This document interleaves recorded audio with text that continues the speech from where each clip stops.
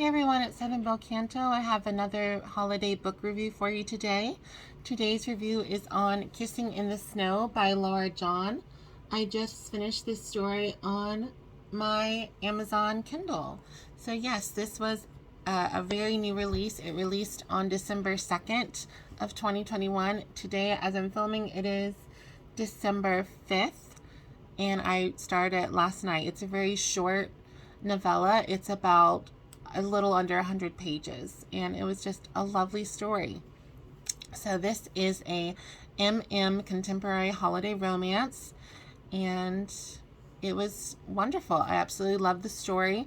In my head, and I think Laura John also talked about this in the blurb sort of about the book and on TikTok and stuff, was it's sort of like a spicy Hallmark movie, and I would sort of agree with that. It had a lot of elements that you'll see in a traditional Hallmark Christmas movie. One that my mom always talks about is like the death of parent, which is a trigger for the story. But a lot of the times in Hallmark movies, they either have one parent or both parents have been or have just died. They were deceased. And that's just like really common in Hallmark. I'm not quite sure why, but it's really rare to have your hero and heroine or hero, etc., to have both sets of parents alive. And so here in this story, that happened with one of our leads, Ryan. He basically has no family except for a cousin, and he is on his way to his cousin's wedding. His cousin Damon is getting married in they didn't say where, but I would assume somewhere up in the mountains, whether that be in Canada or in the United States. And while he's driving to the, I guess, destination wedding, he gets sort of stuck in a snowstorm and hits black ice and falls. The car goes into a ditch. He thankfully is unharmed, but the car is basically, I don't think it's totaled, but it's like it's stuck in that ditch and it's not going anywhere. And Ryan is, not sure what to do, and he sees a car coming and flags it down, and out hops our other hero, who is Dane. Now Dane is very wild. He's such a wild man. That sounds funny, but very wilderness savvy. In my head, I thought of the term lumbersexual, so like flannel and beanies, and the rugged jeans and the boots. I thought of all that aesthetic, and so he's this very brooding hero. That's how I would describe him, and very curt and downright rude to Ryan when they first meet. And Dane reluctantly says that he will take Ryan to his cabin, which is like just a few miles away from the crash site, and he can chill with him there until safety comes. So I really liked a lot of elements in this story. We had a wonderful grumpy sunshine trope with Ryan being the sunshine and Dane being the grump, which I thought really fit well for the characters. I thought it worked well to have Dane as this very wild, brutish, grumpy hero. And the element of having them snowed in together during this winter/Christmas storm, I found to be very reminiscent of the archetype of Beauty and the Beast, especially with the grumpy sunshine trope. Even though I don't think of Belle as being a sunshine, I always think of Beast as that beast, brooding, grumpy man. And so there was sort of an element of that, at least in my reading of the story. And yes, I don't really know what to say. It's such a good story. So there was lots of spice in the story. So my spice rating for the story was a 5 pepper. It was explicit. So if that's something you like to avoid, I wouldn't pick this up because it was explicit.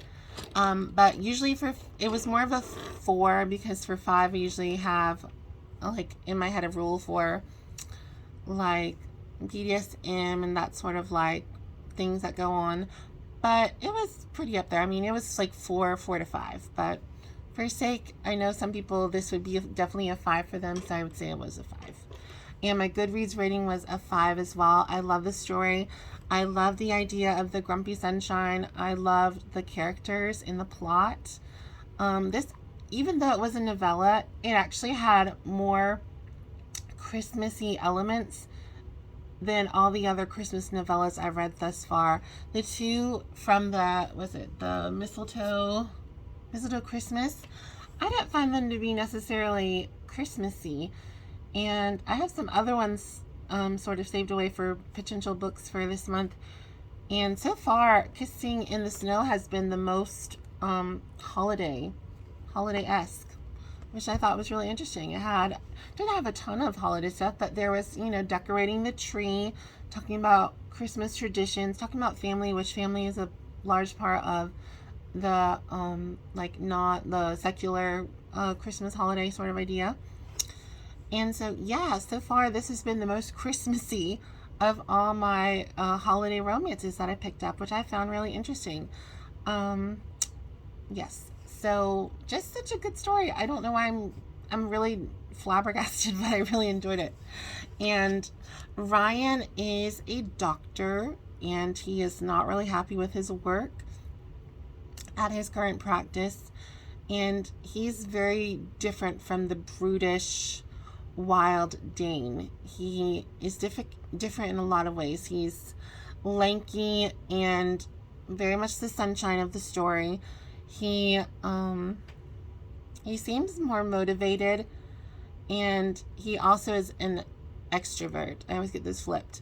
So he's more of a people person, more interactive, and Dane suffers from social anxiety and doesn't really go out. So it's sort of a whim that the two met and became close to one another. I don't want to give a lot of spoils away because this was a novella. It was short. It was under 100 pages. And just a really good story. If you're looking for a spicy holiday romance or an MM romance, I would definitely pick up Kissing in the Snow by Laura John. I actually found her on TikTok. She was on I don't think it's called your For You page. I don't really do the For You page. I just do like the following and like who you might like or something like that. And she popped up and I liked a few videos and I liked a few more. And then like once you like someone on TikTok, it kind of shows you a lot of their content. And I subscribed. I've been watching and enjoying like 100% of everything she's posted. And I saw she was an author because I think the first things I saw were like either romance reader or romance romance reader, like jokes or humor. And then I found out she was an author as well. And so I wanted to check out some of her works, which I did on Amazon. And I saw she had a new release coming out, and it was a holiday romance. So I picked this up as my first work by Laura John. And I was not disappointed. This was a really wonderful story. So yes, if you love grumpy sunshine tropes, if you love heroes that are brooding with long hair, you got that covered. If you want a holiday romance that is holiday, but not too holiday, this is a good one.